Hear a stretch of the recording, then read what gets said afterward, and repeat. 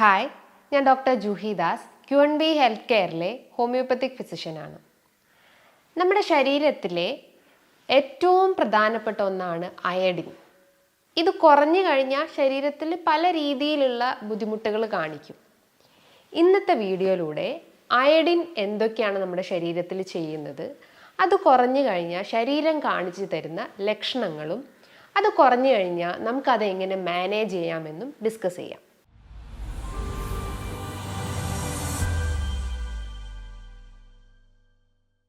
Iodine എന്ന് പറയുമ്പം ഒരു എനർജി സോഴ്സാണ്. ഒരു വാഹനത്തിൻ്റെ ഒരു പെട്രോൾ അല്ലെങ്കിൽ ഒരു ഡീസൽ എന്ന പോലെ ശരീരത്തിൽ ഒരു എനർജി, നമുക്കൊരു എനർജി ഫീലിംഗ് അല്ലെങ്കിൽ ആ വീക്ക്നെസ്സിനെ കുറയ്ക്കാൻ സഹായിക്കുന്ന ഒരു എലമെൻ്റാണ് അയഡിൻ എന്ന് പറയുന്നത്. ഇത് ശരീരത്തിൽ ഡെയിലി ആവശ്യമായിട്ടുള്ള ഏകദേശം 90 to 150 മൈക്രോഗ്രാം ആണ് നമുക്ക് ഡെയിലി വേണ്ടത്. ഈ അളവിൽ കുറയുമ്പോഴാണ്, അല്ലെങ്കിൽ ഈ അളവ് നമ്മുടെ ഭക്ഷണത്തിൽ കുറയുമ്പോഴാണ് ശരീരത്തിൽ അയഡിൻ ഡെഫിഷ്യൻസീസ് ഉണ്ടാവുന്നത്. നമ്മുടെ ശരീരത്തിലെ ഏറ്റവും പ്രധാനപ്പെട്ട ഒരു ഗ്രന്ഥിയാണ് തൈറോയ്ഡ് ഗ്ലാൻഡ്. ഒത്തിരി ഫങ്ഷൻസ് ആണ് നമ്മുടെ ശരീരത്തിൽ തൈറോയ്ഡ് ഗ്രന്ഥി ചെയ്യുന്നത്. അതായത് നമ്മുടെ ഗ്രോത്തിനെ സഹായിക്കുന്നത്, നമ്മുടെ മെറ്റബോളിസം, അതായത് നമ്മുടെ ശരീരത്തിലെ ആ ഒരു എനർജി കൺവേർഷൻ നടക്കുന്നതും നമുക്കൊരു ഫുൾനെസ് ഫീലിങ്ങും അല്ലെങ്കിൽ ഒരു ഡേ നമുക്കൊരു എനർജി ഫീലിംഗ് തരുന്നത് നമ്മുടെ തൈറോയ്ഡ് ഗ്രന്ഥിയിൽ ഉണ്ടാവുന്ന ഫങ്ഷനിങ് കൊണ്ടാണ്. അപ്പോൾ ഈ തൈറോയ്ഡ് ഗ്രന്ഥി കൃത്യമായിട്ട് ഫങ്ഷൻ ചെയ്യണമെങ്കിൽ നമ്മുടെ ശരീരത്തിൽ അയഡിൻ അത്യാവശ്യമാണ്. അയഡിൻ ഡെഫിഷ്യൻസീസ് ഉണ്ടെങ്കിൽ ഓട്ടോമാറ്റിക്കലി നമ്മുടെ ശരീരത്തിൽ തൈറോയ്ഡ് ഹോർമോൺസിലും വേരിയേഷൻസ് കാണിക്കും. നമുക്കറിയാം, ഈ തൈറോയ്ഡ് ഹോർമോൺസ് എന്ന് പറയുമ്പം T3, T4 ആണ്. അതായത് ട്രൈ അയഡോ തൈറോണിനും ടെട്രാ അയഡോ തൈറോണിനും 2 ഹോർമോൺസ് ആണ് തൈറോയ്ഡ് ഗ്രന്ഥി ഉൽപ്പാദിപ്പിക്കുന്നത്. ഈ 2 ഹോർമോൺസിൻ്റെ പ്രൊഡക്ഷനെ സഹായിക്കുന്നത് അയഡിൻ ആണ്. നമ്മൾ കഴിക്കുന്ന ഭക്ഷണത്തിലും അതേപോലെ അന്തരീക്ഷത്തിൽ നിന്നും നമ്മൾ കുടിക്കുന്ന വെള്ളത്തിൽ നിന്നൊക്കെയാണ് നമ്മുടെ ശരീരത്തിലേക്ക് അയഡിൻ അബ്സോർബ് ചെയ്യപ്പെടുന്നത്. അതായത് നമ്മുടെ ഭക്ഷണത്തിലൂടെയൊക്കെ തന്നെയാണ് മെയിനായിട്ട് നമ്മുടെ ശരീരത്തിലേക്ക് അയഡിൻ കയറുന്നത്. ഒരു 90% നമ്മൾ കഴിക്കുന്ന ഭക്ഷണത്തിലെ അയഡിൻ്റെ 90% തൈറോയ്ഡ് ഗ്രന്ഥിയിലേക്കാണ് സ്റ്റോർ ചെയ്ത് വെക്കുന്നത്. റിമൈനിങ് ഒരു 10% നമ്മുടെ ബ്രസ്റ്റിൻ്റെ ടിഷ്യൂസിൻ്റെ ഇടയിലും അതേപോലെ തന്നെ മ്യൂക്കസ് മെംബ്രെയിൻസിലൊക്കെയാണ് ഈ ഒരു അയഡിൻ സ്റ്റോർ ചെയ്ത് വെക്കുന്നത്. അപ്പോൾ ഈ 90%ഉം തൈറോയ്ഡ് ഗ്രന്ഥിയാണ് സ്റ്റോർ ചെയ്ത് വെക്കുന്നതെന്ന് ഞാൻ പറഞ്ഞു. അപ്പോൾ ഈ അയഡിൻ ഡെഫിഷ്യൻസീസ് ഉണ്ടാവുമ്പം നമുക്ക് തൈറോയിഡിൻ്റെ ആ ഒരു ഫങ്ഷൻസ് തന്നെ ഇംപ്രോപ്പർ ആവും. തൈറോയിഡിൻ്റെ സിംറ്റംസ് പ്രോമിനൻ്റ് ആയിട്ട് നിൽക്കുന്നു. പ്രധാനമായിട്ടും ഈ ഒരു അയഡിൻ ഡെഫിഷ്യൻസീസിൻ്റെ സിംറ്റംസ് എന്ന് പറയുമ്പം വീക്ക്നെസ് തന്നെയാണ്. വീക്ക്നെസ് എന്ന് പറയുമ്പോൾ എന്താണ്? ക്ഷീണം, അലസത ഫീൽ ചെയ്യുക, ഒരു വർക്കും നമുക്ക് ചെയ്യാൻ പറ്റാത്തൊരു ഫീലിംഗ് വരുന്നു, ഒന്നിനും ഇൻട്രസ്റ്റ് ഇല്ലാത്തൊരവസ്ഥ വരുന്നു, എപ്പോഴും നമുക്ക് കിടക്കണം അല്ലെങ്കിൽ ഒരു ലൈങ് ഡൗൺ ടെൻഡൻസി ഉണ്ടാവുന്നു, എപ്പോഴും ഒരു വീക്ക്നെസ് ഫീൽ ചെയ്യുക, മെൻ്റലിയും ഫിസിക്കലിയും നമുക്ക് വീക്ക്നെസ് ഫീൽ ചെയ്യുക. അതോടൊപ്പം തന്നെ മറ്റ് പ്രധാനപ്പെട്ട ലക്ഷണങ്ങൾ എന്ന് പറയുമ്പം ദഹന സംബന്ധമായിട്ടുള്ള ബുദ്ധിമുട്ടുകൾ തന്നെയാണ് നമുക്ക് പറയേണ്ടത്. അതായത് ഒന്നെങ്കിൽ അവർക്ക് കോൺസ്റ്റിപ്പേഷൻ, മലബന്ധത്തിൻ്റെ പ്രശ്നങ്ങൾ കാണിക്കാം, അതേപോലെ തന്നെ ഒന്നെങ്കിൽ വയറിളകി പോകുന്ന ഇഷ്യൂസ് കാണിക്കാം. അതായത് തൈറോയ്ഡ് ഗ്രന്ഥിയിൽ എന്തെങ്കിലും ഫങ്ഷൻസ് ഉണ്ടെങ്കിൽ അത് കാണിക്കുന്ന സിംറ്റംസ് തന്നെയായിരിക്കും ഈ ഒരു അയഡിൻ ഡെഫിഷ്യൻസീസിൻ്റെ സിംറ്റംസ് ആയിട്ട് നമുക്ക് പറയേണ്ടത്. അതായത് ഈ തൈറോയ്ഡ് ഗ്രന്ഥിയിൽ 2 രീതിയിലാണ് അതിൻ്റെ കണ്ടീഷൻസ് കാണപ്പെടുന്നത്. ഹൈപ്പോ തൈറോയിഡിസം ഉണ്ട്, ഹൈപ്പർ തൈറോയിഡിസം ഉണ്ട്. ഹൈപ്പോ തൈറോയിഡിസം, തൈറോയ്ഡ് ഗ്രന്ഥിൻ്റെ ഫങ്ഷൻസ് കുറഞ്ഞു പോകുന്നു. ഹൈപ്പോ എന്ന് പറയുമ്പോൾ എന്താണ്? അതിൻ്റെ ഫങ്ഷൻസ് എല്ലാം ഒരു ലോ ആയിട്ടിരിക്കുന്നു. അപ്പോൾ അതെന്താ? അതിൻ്റെ സിംറ്റംസ് എല്ലാം ഇങ്ങനെ പ്രോമിനൻ്റ് ആയിട്ട് നിൽക്കുന്നു. ഞാൻ പറഞ്ഞു, 2 ഹോർമോൺസ് ആണ് ഈ തൈറോയ്ഡ് ഗ്രന്ഥി ഉൽപ്പാദിപ്പിക്കുന്നത്, T3ഉം T4ഉം. അതിനെ സ്റ്റിമുലേറ്റ് ചെയ്യുന്ന ഹോർമോൺസ് ആണ് തൈറോയ്ഡ് സ്റ്റിമുലേറ്റിംഗ് ഹോർമോൺസ്. അപ്പോൾ ഹൈപ്പോ തൈറോയിഡിസം കേസസിൽ T3, T4 ഹോർമോൺസ് ഉൽപ്പാദനം കുറവാണ്. പകരം TSH, അതായത് തൈറോയ്ഡ് സ്റ്റിമുലേറ്റിംഗ് ഹോർമോൺസ് അവിടെ വർദ്ധിക്കുന്നു. നമ്മൾ ബ്ലഡ് റിപ്പോർട്ട് നോക്കുവാണെങ്കിൽ, തൈറോയ്ഡ് ഫങ്ഷൻ ടെസ്റ്റ് നോക്കുവാണെങ്കിൽ എന്താണ്? TSHൻ്റെ വാല്യൂ ഹൈ ആണെന്ന് മനസ്സിലാക്കുന്നു. അതായത് ഹൈപ്പോ തൈറോയിഡിസം കേസസിൽ. നേരെ ഓപ്പോസിറ്റ്സ് ആണ് ഹൈപ്പർ തൈറോയിഡിസം കേസസിൽ. അതായത് T3, T4 ഹോർമോൺസിൻ്റെ ഫങ്ഷൻസ് എല്ലാം ഹൈ ആവുകയും TSH ഹോർമോൺസ് ലോ ആയിട്ടിരിക്കുന്നു. ഇങ്ങനെ 2 കണ്ടീഷൻസ് വേരിയേഷൻസ് ആണ് മെയിൻലി നമ്മൾ കേൾക്കുന്നത് തൈറോയ്ഡ് ഹോർമോൺസിൽ ഉണ്ടാവുന്ന വേരിയേഷൻസ് എന്ന് പറയുന്നത്. ഓട്ടോ ഇമ്മ്യൂൺ ഡിസോർഡേഴ്സും തൈറോയിഡിനെ അഫക്റ്റ് ചെയ്യുന്നുണ്ട്. അതായത് നമ്മുടെ പ്രതിരോധ കോശങ്ങൾ തന്നെ തൈറോയിഡിനെ അഫക്റ്റ് ചെയ്യുന്ന കണ്ടീഷൻ, അതായത് ഹാഷിമോട്ടോ തൈറോയിഡൈറ്റിസ്, അതായത് തൈറോയിഡിന് നീർക്കെട്ട് വരുന്ന അവസ്ഥ, അതാണ് auto immune disorder of thyroid ഗ്രന്ഥി എന്ന് പറയുന്നത്. അപ്പം ഞാൻ പറഞ്ഞു വരുന്നത്, ഈ തൈറോയ്ഡ് ഗ്രന്ഥി ഫങ്ഷൻ ചെയ്യണമെങ്കിൽ ഈ അയഡിൻ അത്യാവശ്യമാണ്. ഈ അയഡിൻ ഡെഫിഷ്യൻസീസ് ഉണ്ടെങ്കിൽ നമുക്ക് ഈ ഒരു സിംറ്റംസ് ഇങ്ങനെ പ്രോമിനൻ്റ് ആയിട്ട് നിൽക്കുന്നു. അതായത് ഹൈപ്പോ തൈറോയിഡിസത്തിൻ്റെ ലക്ഷണങ്ങളാണ് പ്രധാനമായിട്ടും കാണിക്കുന്നത്. അതായത് TSH ഹൈ ആയിട്ടിരിക്കുന്ന ഒരവസ്ഥ. അപ്പം അതിൻ്റെ സിംറ്റംസ് എന്താണ്? ഞാൻ തുടക്കത്തിൽ തന്നെ പറഞ്ഞു, വീക്ക്നെസ് അനുഭവപ്പെടാം, അതായത് മലബന്ധം പ്രശ്നങ്ങൾ ഉണ്ടാവുന്നു, ടോയ്ലറ്റിൽ പോകാൻ ഭയങ്കരമായിട്ട് സ്ട്രെയിൻ ചെയ്യേണ്ട ഒരവസ്ഥ വരുന്നു. സ്ട്രെയിൻ ചെയ്യുകയാണെങ്കിൽ ചിലപ്പം ആനസ്, അതായത് മലദ്വാരത്തിൻ്റെ ഉള്ളിൽ കൂടെ രക്തം പോകുന്ന ഒരവസ്ഥ വരുന്നു, വേദന ഫീൽ ചെയ്യുന്നു, മലം നന്നായിട്ട് കട്ടിയായിട്ട് പോകുന്ന ഒരവസ്ഥ വരുന്നു.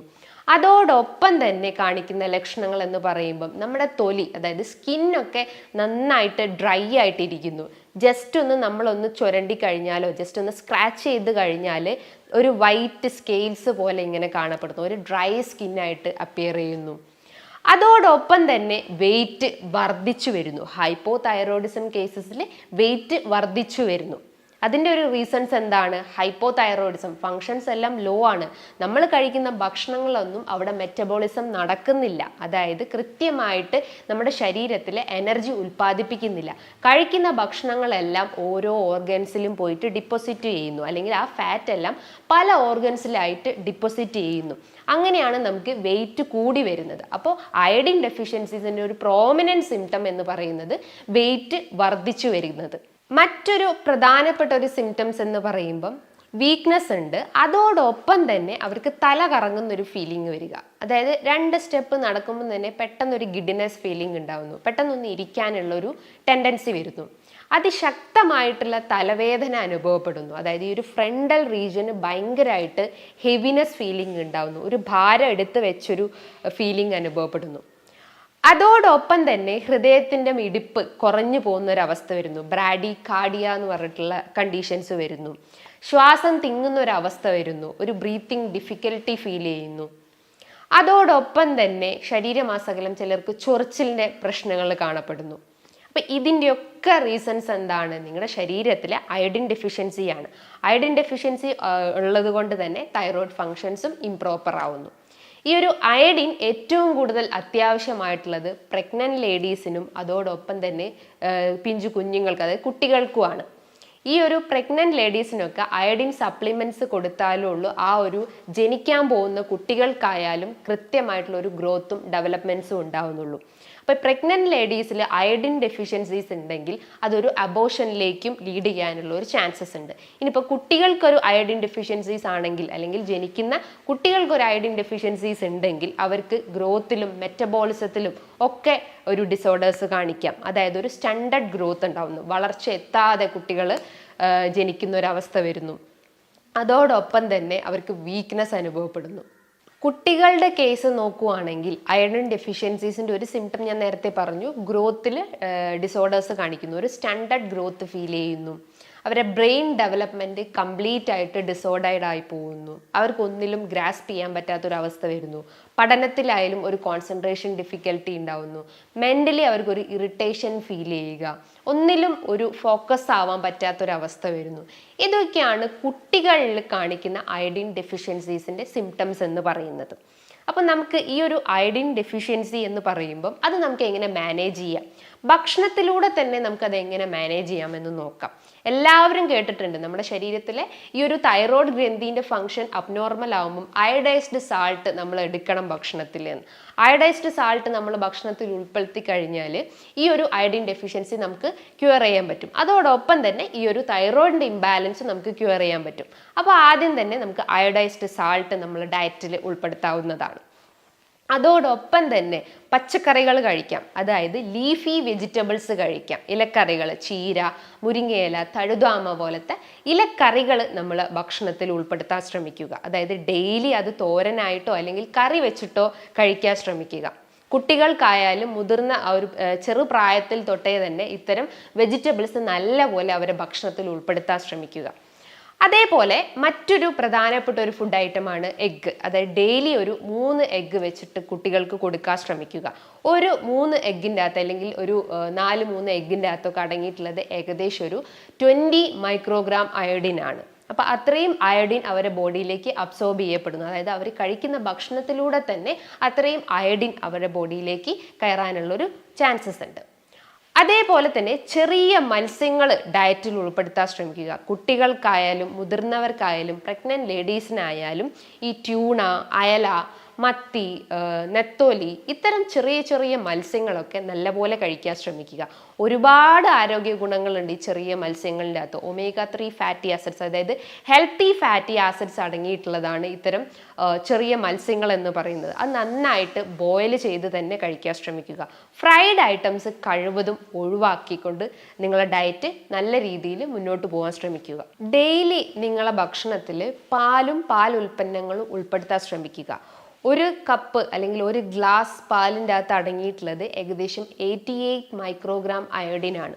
അതേപോലെ തന്നെ ഒരു കപ്പ് യോഗട്ട് അല്ലെങ്കിൽ കട്ട തൈരിൻ്റെ അകത്തൊക്കെ അടങ്ങിയിട്ടുള്ളത് ഏകദേശം ഒരു 77 മൈക്രോഗ്രാം അയോഡിൻ ആണ്. അപ്പോൾ ഡെയിലി നിങ്ങളെ ഭക്ഷണത്തിൽ തൈരോ മോരോ ഡെയിലി ഉൾപ്പെടുത്താൻ ശ്രമിക്കുക. ദഹനത്തിൻ്റെ പ്രശ്നങ്ങളൊക്കെ പ്രോമിനൻ്റ് ആയിട്ട് നിൽക്കുകയാണെങ്കിൽ ഇതൊരു ഗുഡ് പ്രോബയോട്ടിക് ആയിട്ടും നമ്മളെ ഗട്ടിൽ അത് ആക്ട് ചെയ്യാൻ ശ്രമിക്കുന്നുണ്ട്. അതായത് നല്ല ബാക്ടീരിയാസ് നമ്മളെ ബോഡിയിലേക്ക് കയറാൻ ഇത്തരം തൈരും അതേപോലെ തന്നെ മോരും സഹായിക്കുന്നതാണ്. അതേപോലെ തന്നെ ഫ്രൂട്ട്സ് ഐറ്റംസും ഡെയിലി ഭക്ഷണത്തിൽ ഉൾപ്പെടുത്താൻ ശ്രമിക്കുക. പൊമോഗ്രാനൈറ്റ്, അതേപോലെ തന്നെ നെല്ലിക്ക, ഓറഞ്ച്, മൊസംബി ഇതൊക്കെ വൈറ്റമിൻ സി അടങ്ങിയിട്ടുള്ളതും അതോടൊപ്പം തന്നെ അയഡിൻ അടങ്ങിയിട്ടുള്ളതുമാണ്. ഇത് ഡെയിലി കുട്ടികൾക്കും മുതിർന്ന ആളുകൾക്കും അതേപോലെ തന്നെ പ്രഗ്നന്റ് ലേഡീസിനും ഡെയിലി കഴിക്കാൻ ശ്രമിക്കുക. ഇനിയിപ്പോൾ എന്തെങ്കിലും ഡെഫിഷ്യൻസീസ്, അതായത് എസ്പെഷ്യലി HB കുറവാണെങ്കിലോ അല്ലെങ്കിൽ രക്തക്കുറവ്, അനീമിയയുടെ പ്രശ്നങ്ങളൊക്കെ ഉണ്ടെങ്കിലും അത് നമുക്ക് ഈ ഒരു ഭക്ഷണത്തിലൂടെ നമുക്ക് കറക്റ്റ് ചെയ്യാൻ പറ്റുന്നതാണ്. ഫുഡ് സപ്ലിമെൻറ്റ്സ് ഇതേപോലെ എടുക്കാൻ ശ്രമിക്കുക. അതോടൊപ്പം തന്നെ പ്രഗ്നന്റ് ലേഡീസ് ആണെങ്കിൽ അയഡിൻ സപ്ലിമെൻറ്റ്സ് ഡെയിലി എടുക്കാൻ ശ്രമിക്കുക. ഇത്തരം കാര്യങ്ങൾ നമ്മൾ ഡെയിലി ഫോക്കസ് ചെയ്ത് കഴിഞ്ഞാൽ ഇത്തരം ഡെഫിഷ്യൻസീസ് ഉണ്ടെങ്കിൽ അത് നമുക്ക് കുഞ്ഞു തൊട്ടേ നമുക്ക് കറക്റ്റ് ചെയ്യാൻ പറ്റുന്നതാണ്. ഇനി ഇതുമായി ബന്ധപ്പെട്ട് എന്തെങ്കിലും സംശയങ്ങൾ ഉണ്ടെങ്കിൽ താഴെ കാണുന്ന നമ്പറിൽ കോൺടാക്റ്റ് ചെയ്യാവുന്നതാണ്. നല്ലൊരു ഹെൽത്ത് ടോപ്പിക്കുമായി വീണ്ടും കാണാം. Thank you.